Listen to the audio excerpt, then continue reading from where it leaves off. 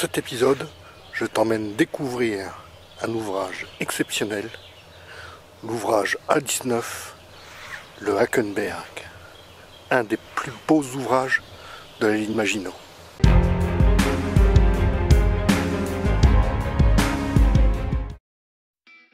On ne passe pas, la devise de la ligne Maginot. Le 28 juin 1919, on signe le traité à Versailles entre les Alliés et l'Allemagne. Le traité de paix qui met un point final de la guerre entre l'Allemagne et la France. En 1926, Paul Painlevé, ministre de la guerre, part sur l'idée de défendre nos frontières pour que l'horreur de 14-18 ne se reproduise plus jamais. Mais il faudra attendre janvier 1930 pour que André Maginot, nouveau ministre de la guerre, fit voter la loi de finances créant un compte spécial pour construire ce que les journalistes baptisèrent la ligne Maginot. La ligne Maginot, c'est une ligne de défense constituée de 108 ouvrages s'étendant sur 750 km du nord de la France à la mer Méditerranée. Elle sera construite entre 1929 et 1936 et opérationnelle dès le début de la Seconde Guerre mondiale. Il y a une autre ligne, complètement oubliée, la ligne Chauvinot, un ensemble de fortifications dont la construction a débuté juste avant la Seconde Guerre mondiale, destinée à la défense de Paris et sa région. Une ligne en arc de cercle autour de Paris, sur une longueur de 130 km. Une ligne de fortification assez légère, constituée essentiellement de petites casemates ou de petits bunkers. Avant d'arriver au Hakenberg, tu vas tomber sur un char américain M10, tout un symbole. Et ce M10 tank destroyer tombé à l'eau lors du franchissement d'un pont de bateau à proximité du site de Malin en 1944. Il est resté en immersion pendant 75 ans dans les eaux de la Moselle, un mastodonte de 30 tonnes. Puis sur le parking, une travée de pont métallique. Baptisés Mulberry, ces ports sont constitués de différents éléments fabriqués en Angleterre et remorqués à travers la Manche. L'un s'est installé dans le secteur anglais à Romanche, l'autre devant Saint-Laurent-sur-Mer, à Omaha Beach. C'est une partie du pont métallique d'Aromanche. Ça a été récupéré ici au Hakenberg, mais il est encore servi pour un pont à côté de Cattenom. Après 1945, les parties métalliques sont vendues ou cédées et environ 180 d'entre elles furent réutilisées pour permettre le passage de rivières à l'intérieur des terres. Et c'est comme cela qu'un pont à Cattenom, détruit en 1944, est devenu un pont provisoire avec les travées d'Aromanche. Ce pont provisoire restera en place jusqu'en 2017. Un pont provisoire qui a duré. Le fort du Hakenberg doit son nom à la colline boisée qui culmine à 343 mètres, sous laquelle a été construit ce fort. Le fort, c'est 25 blocs et 17 blocs de combat. Toute l'année, il y fait 14 degrés dans ces galeries qui se déploient sur 10 km à une profondeur de 30 mètres. Et son point le plus bas est à 100 mètres au-dessous du sol. Tu commences la visite par l'entrée des munitions, mais il y avait aussi l'entrée des hommes qui est juste derrière moi.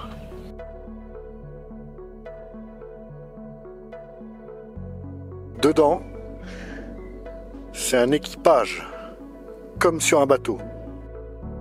L'effectif de cet équipage est de 1035 hommes. 38 officiers, 119 sous-officiers, 878 soldats, incluant 3 médecins, un pharmacien et 7 infirmiers. On croit toujours, avec une idée bien ancrée, que la ligne Maginot n'a jamais servi à rien. Pourtant, le but de ces fortifications permanentes était de gagner un temps maximal en cas d'attaque soudaine de l'Allemagne, avec 2 plans d'invasion, une par la Suisse et l'autre par la Belgique, laissant le temps ainsi pour mobiliser les troupes et ne plus avoir de combat sur le sol français, comme pour la Première Guerre mondiale, en gardant la Suisse ou la Belgique comme champ de bataille. Après l'armistice de 1940, les équipages de cette ligne Maginot n'ont pas voulu déposer les armes. Il aura fallu attendre une semaine afin qu'on leur intime l'ordre de se rendre. La plupart sont partis en captivité, mais d'autres sont rentrés chez eux, les Mosellans et les Alsaciens.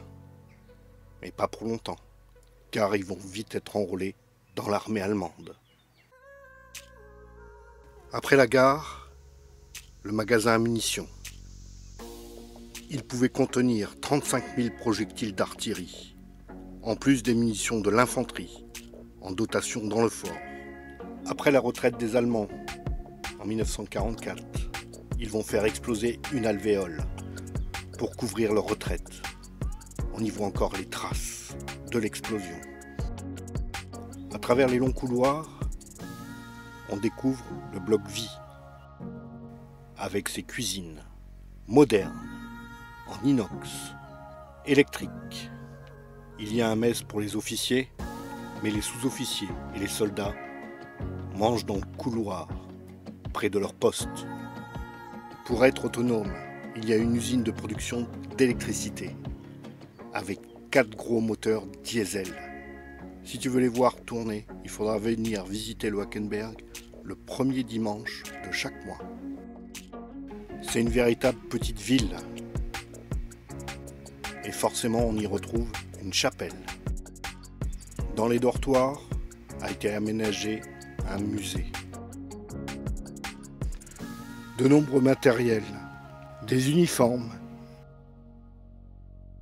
des armes, des périscopes,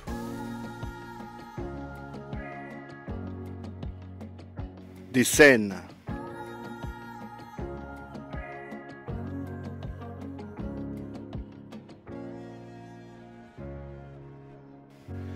la reconstitution du PC avec ses communications, des Américains quand ils libèrent le fort,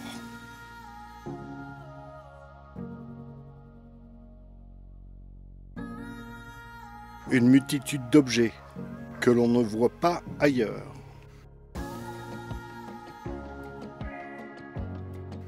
Du matériel récolté au fur et à mesure, comme ces canons, ces uniformes allemands, ces parachutes.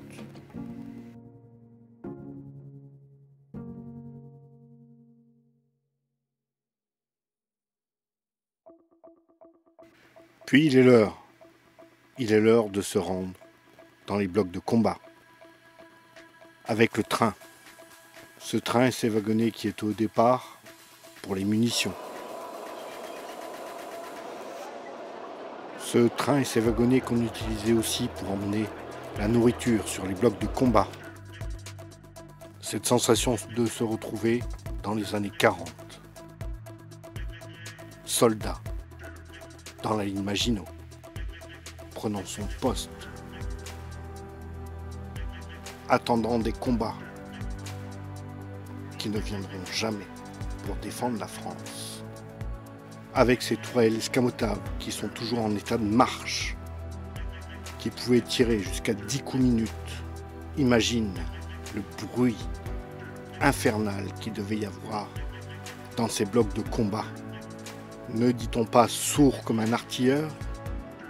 Pendant l'annexion, le fort fut transformé en une usine de fabrication de pièces pour l'industrie mécanique et on installa dans les casernements un grand nombre de machines-outils. Le 30 octobre 1944, débarquaient en camion une trentaine de soldats allemands, issus du bataillon de position de Westphal, la ligne Siegfried. Ces soldats étaient chargés d'établir un observatoire au sommet du Wackenberg pour surveiller la progression des forces américaines. Le 15 novembre 1944, ce secteur n'était pas boisé. C'était une zone de prairies et de vergers. Les Américains y avancèrent à découvert et furent aisément repérés par les observateurs allemands. 97 obus tombèrent dans cette zone en 90 secondes. Ce déluge de feu provenait du bloc 8. Il fallait absolument neutraliser ce bloc. Aidés par la population, les Américains placèrent un canon automoteur de 155 dans l'angle mort du bloc 8. Les Américains subirent 8 morts et 54 blessés ce jour-là. Pour la petite anecdote, le bloc 8 fut construit par les Français. Il servit beaucoup aux Allemands pendant la guerre. Il fut attaqué par les Américains et détruit par un canon français.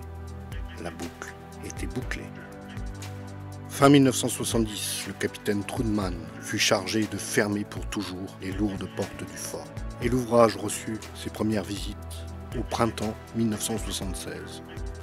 L'ouvrage coûta en 1935 171 millions de francs, soit à peu près 150 millions d'euros actuels.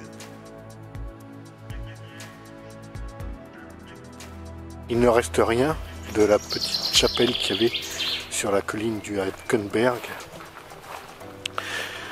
Avec les combats, la petite chapelle a été complètement rasée. Il ne reste que quelques traces et les pierres tombales qu'il y avait autour de cette petite chapelle. Pour finir cette vidéo, j'espère que ça t'a donné envie de venir voir le Hakenberg. C'est le fort de la ligne Maginot qu'il faut absolument visiter. Et n'oublie pas, l'important, c'est pas la destination, l'important, c'est les gens et les lieux que tu vas rencontrer sur ta route. Allez, ciao!